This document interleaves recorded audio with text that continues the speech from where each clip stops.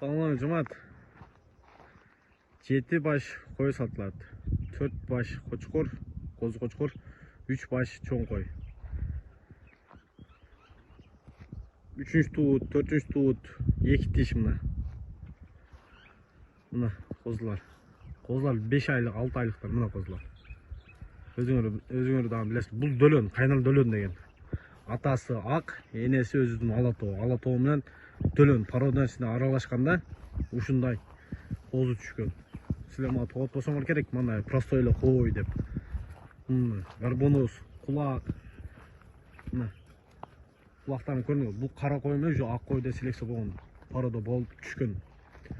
Кудай буйрса, муну силер арашаңа деле, ак койго деле, өзүнүн Алатоо койго деле койсоңор болот. Мына кулак горбонос. Силер муну жөнөй простой эле кой деп ойлошуңар мүмкүн. Мындай эле кой деп. Күрөң кой. Мына козларыбыз. Бул койлор кимге сунуштайм? Жаңы кой алам, эми багам, жакшы ниетте Москвадан иштеп келип, же болсо кой көбөйтүрөм деп, энчи койлор көбөйтүрөм дегендерге муну сунуштайм бул койлорду мен. Мынакей. Мына козлар. Мына козлар. Горбонос туулар. Мына дөлө. Энер дөлө. Мынакей арашон. Арашан нина сушасник. Мына горбонос. Кулак. Барлық жері жайық. Мына қара қозы қочқыр бұл. Мына бұлар конный қозы қочқыр мына үшеуі.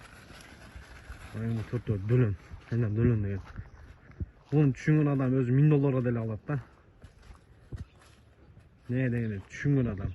Қара қой мен ақ қойдың ортасынан шыққан. Мына 7 баш сатылады. Енчі бап қойлар. Bazı 210 сом. Азыр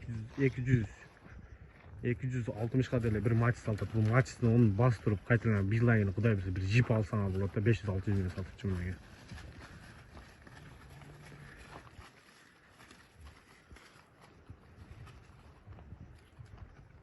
Кайтай.